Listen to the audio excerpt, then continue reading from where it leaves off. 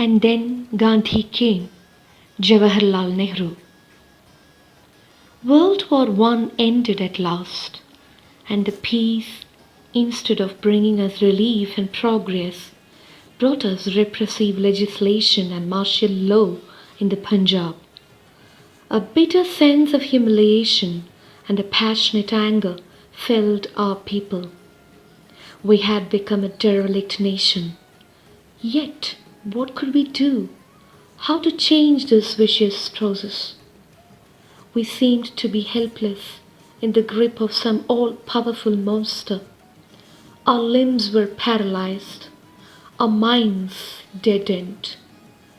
Large numbers of people, cut off from the land and incapable of any kind of manual or technical work, joined the swelling army of the unemployed, and helpless, hopeless, sank ever deeper into the morass. They did not know where to look, for neither the old nor the new offered them any hope. What could we do? How could we pull India out of this quagmire of poverty and defeatism? Not for a few years of excitement and agony and suspense, but for long generations our people had offered their blood and toil, tears and sweat. And this process had eaten its way deep into the body and soul of India, poisoning every aspect of our life. And then Gandhi came. He was like a powerful current of fresh air that made us stretch ourselves and take deep breaths, like a beam of light that pierced the darkness and removed the scales from our eyes, like a whirlwind that upset many things, but most of all, the working of people's minds. He did not descend from the top. He seemed to emerge from the millions of India, speaking their language. Get off the backs of these peasants and workers, he told us. All of you who live by their exploitation, get rid of the system that produces this poverty and misery. Political freedom took a new shape then and acquired a new content. Much that he said we only partially accepted or sometimes did not accept at all. But all this was secondary. The essence of his teaching was fearlessness and truth, and action allied to these, always keeping the welfare of the masses in view. The greatest gift for an individual or a nation, so we had been told in our ancient books, was abhaya or fearlessness, not merely bodily courage, but the absence of fear from the mind. The dominant impulse in India under British rule was that of fear, pervasive, oppressing, strangling fear. Fear of the army, the police, the widespread secret service, fear of the official class, fear of laws meant to suppress and of prison, fear of the landlord's agent, fear of the money lender, fear of unemployment and starvation, which were always on the threshold. It was against this all-pervading fear that Gandhi's quiet and determined voice was raised. Be not afraid. Was it so simple as all that? Not quite. And yet, fear builds its phantoms which are more fearsome than reality itself, and reality, when calmly analyzed and its consequences willingly accepted, loses much of its terror. So, suddenly, as it were, the black pall of fear was lifted from the people's shoulders, not wholly, of course, but to an amazing degree. As fear is close companion to falsehood, so truth follows fearlessness.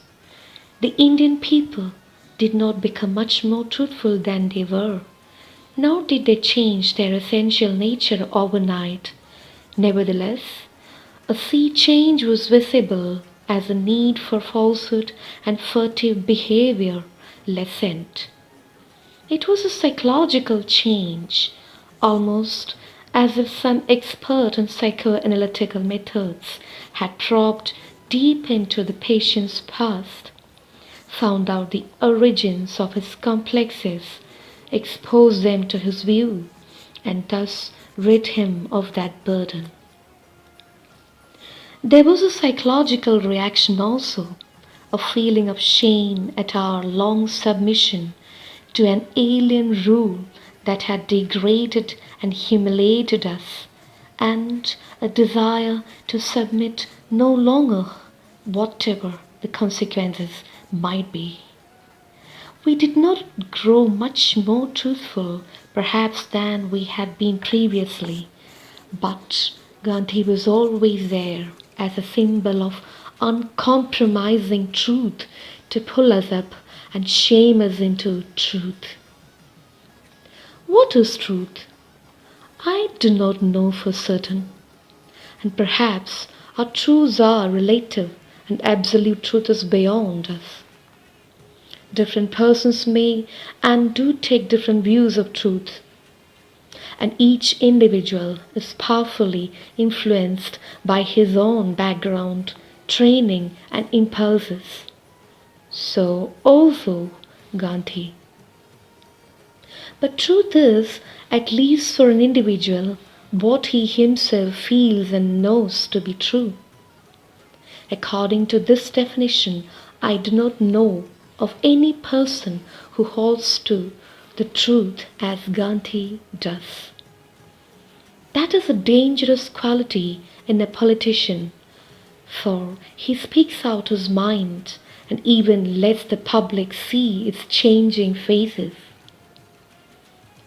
Gandhi influenced millions of people in India in varying degrees. Some changed the whole texture of their lives, others were only partly affected, or the effect wore off, and yet not quite, for some part of it could not be wholly shaken off. Different people reacted differently, and each will give his own answer to this question. His call of action was twofold. There was, of course, the action involved in challenging and resisting foreign rule. There was also the action which led us to fight against our own social evils. Apart from the fundamental objective of the Congress, the freedom of India, and the method of peaceful action, the principal planks of the Congress were national unity, which involved the solution of the minority problems and the raising of the depressed classes and the ending of the curse of untouchability. Realizing that the main props of British rule were fear, prestige, the cooperation of the people, and certain classes whose vested interests were centered in British rule, Gandhi attacked these foundations. Titles were to be given up, and though the title holders responded to this only in small measure, the popular respect for these British given titles disappeared. New standards and values were set up, and the pomp and splendor of the viceregal court and the princes suddenly appeared supremely ridiculous. Rich men were not so anxious to flaunt their riches. Outwardly, at least, many of them adopted simpler ways, and in their dress became almost indistinguishable from humbler folk. He sent us to the villages, and the countryside hummed with the activity of innumerable messengers of the new gospel of action. The peasant was shaken up and he began to emerge from his shell. The effect on us was different but equally far reaching, for we saw, for the first time, as it were, the villager in the intimacy of his mud hut, and with the stark shadow of hunger always pursuing him. We learnt our Indian economics more from these visits than from books and learned discourses. The emotional experience we had already undergone was emphasized and confirmed, and henceforward there could be no going back for us to our old life or our old standards. What was the idea of India which he was setting out to mold according to his own wishes and ideals?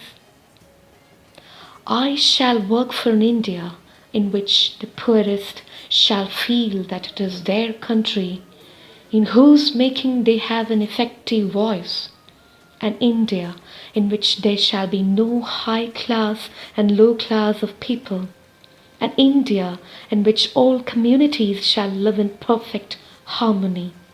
There can be no room in such an India for the curse of untouchability or the curse of intoxicating drinks and drugs.